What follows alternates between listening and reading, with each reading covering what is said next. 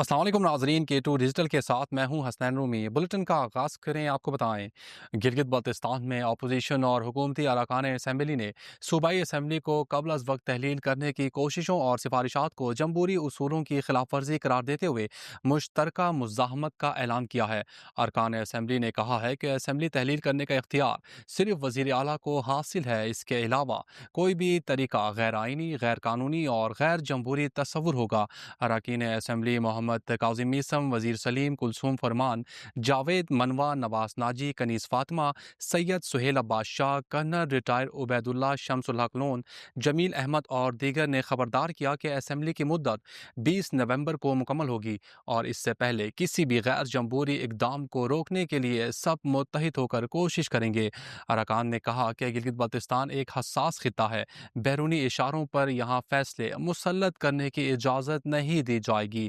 किसी गैर मुंतखब शख्स को इख्तिदार दिलाने के लिए निज़ाम को नुकसान पहुँचाने की कोशिश नाकाबिल कबूल है। अगर गैर आइनी इकदाम किए गए तो सख्त एहतजाज किया जाएगा और लबो लहजा भी सख्त होगा।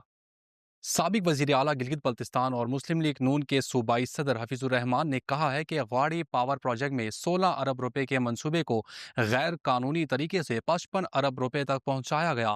यह गिलगित बल्तिस्तान की तारीख का सबसे बड़ा करप्शन स्कैंडल है। गिलगित में प्रेस कॉन्फ्रेंस करते हुए उन्होंने कहा कि मेरे नाम से मंसूब खत असम्बली में पेश किया गया। अगर ये खत दुरुस्त साबित हुआ तो मैं सियासत छोड़ दूंगा। बसूरत दीगर जाली खत पेश करने वाले जमील अहमद को सियासत छोड़ना होगी। उन्होंने कहा कि गवाड़ी मंसूबे का तखमीना नवाज शरीफ दौर में 16 अरब रुपए था, लेकिन इमरान खान की हुकूमत में इस मंसूबे को सियासी मुखालफत की वजह से रोका गया।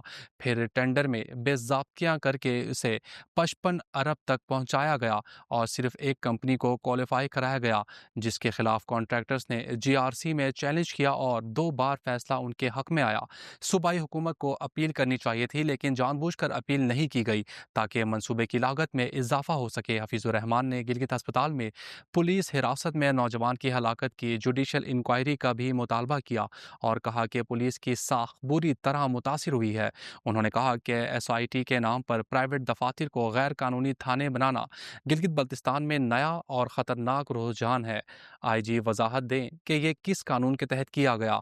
उन्होंने गिलगित में कुत्तों के काटने से 20 अफराद की हलाकत पर भी अफसोस का इजहार किया और सुप्रीम एपलेट कोर्ट से इस संगीन वाक़े का नोटिस लेने का मुतालबा करते हुए खबरदार किया कि अगर इकदामात ना हुए तो आइंदा साल मज़ीद हलाकतें हो सकती हैं।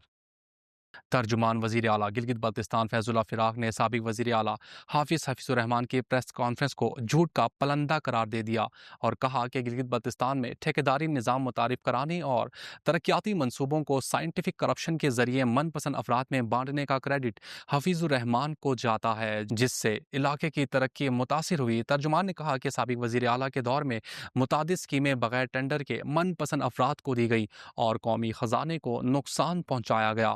उन्होंने सवाल उठाया कि हाफिजुर रहमान के असासे उनकी 5 साला तनख्वाहों और मराज से ज़्यादा कैसे हो गए। उन्होंने कहा कि मौजूदा वज़ीर आला हाजी गुलबर खान ने सूबे में 12 मेगावाट बिजली का इजाफा किया, गंदम सब्सिडी का मसला हल किया और नए अजला को फ़ाल करके अफसरान और फंड्स फराहम किए। हफीजुर रहमान की विफाक में शिकायतों से अहम बिजली मनसूबों की तामीर मुतासिर हुई। उन्होंने बल्तिस्तान और दियामिर के अवाम दुश्मनी की इंतहा की, गाड़ी और थक पावर मनसूबे को ज़ाती इनात की भीन चढ़ाया।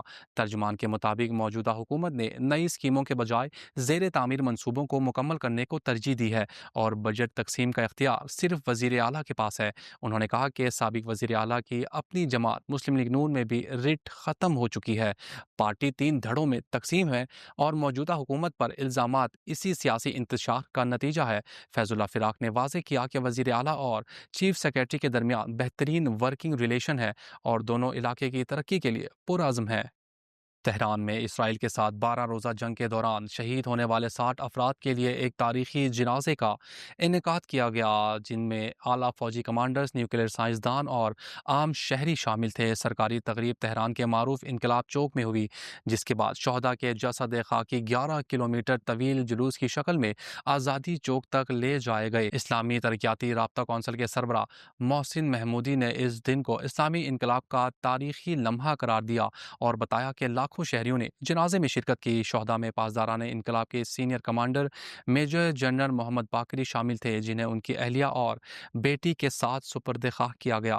نیوکلیئر سائنسدان محمد مہدی ترہنچی اور ان کی اہلیہ نیز جنگ کے آغاز میں شہید ہونے والے کمانڈر حسین سلامی سمیت دیگر 30 سینئر افسران کو بھی خراج عقیدت پیش کیا گیا۔ شہداء میں 4 بچے بھی شامل تھے، جن کی تدفین مکمل سرکاری اعزاز کے ساتھ کی گئی۔ تقریب کے موقع پر سیکیورٹی کے سخت انتظامات کیے گئے تھے۔ وزیر دفاع خواجہ آصف نے کہا ہے کہ ایران کی مستقل مزاجی اور حوصلہ قابل دید ہے۔ ایران نے جارحانہ انداز میں اپنا دفاع کیا۔ ایران اسرائیل جنگ بندی خوش آئند ہے۔ وفاقی دارالحکومت سے جاری اپنے ایک بیان میں خواجہ آصف کا کہنا تھا کہ ایران نے اچھی طرح اپنے سے بڑے دشمن کا مقابلہ کیا۔ ایران نے نہایت جارحانہ انداز میں اپنا دفاع کیا۔ ایرانی قیادت اور عوام کے حوصلے کو خراج تحسین پیش کرتا ہوں۔ ماضی قریب میں اللہ نے مسلمانوں کو 2 کامیابیاں عطا فرمائیں۔ انہوں نے کہا کہ پاکستان کو بھارت اور ایران کو اسرائیل سے فتح نصیب ہوئی۔ پہلی پاکستان کو بھارت پر فتح نصیب ہوئی، دوسری ایران کو فتح سے روشناس کرایا۔ جنگ بندی اس بات کا ثبوت ہے، اسرائیل کے دعوے بے بنیاد تھے۔ وزیر دفاع کا مزید کہنا تھا کہ 2 جڑواں فتوحات عالم اسلام کی کامیابی کا ثبوت ہیں۔ بس اب دعا ہے اللہ غزہ کے مسلمانوں پر رحم کرے۔ فلسطین اور غزہ کے مسلمانوں کے لیے دعا گو ہیں۔ محرم الحرام کے دوران ممکنہ سیکیورٹی خدشات کے پیش نظر وزارت داخلہ نے ملک بھر میں پاک فوج تعینات کر دی۔ اس حوالے سے وزارت داخلہ نے وفاقی کابینہ کو سمری بھیج دی تھی، جس کی منظوری دے دی گئی ہے اور باضابطہ نوٹیفکیشن بھی جاری کر دیا گیا ہے۔ وزارت داخلہ کے اعلامیہ کے مطابق چاروں صوبوں گلگت بلتستان، آزاد کشمیر اور وفاقی دارالحکومت اسلام آباد میں فوج سیکیورٹی کے فرائض سر انجام دے گی۔ یہ فیصلہ صوبائی حکومتوں اور دیگر انتظامی اداروں کی درخواست پر کیا گیا ہے، جنہوں نے محرم کے دوران حساس علاقوں میں اضافی سیکیورٹی کی ضرورت پر زور دیا تھا۔ فوج کی تعیناتی آئین کے آرٹیکل 245 کے تحت کی گئی ہے، جس کے تحت فوج سول اداروں کی مدد کے لیے تعینات کی جا سکتی ہے۔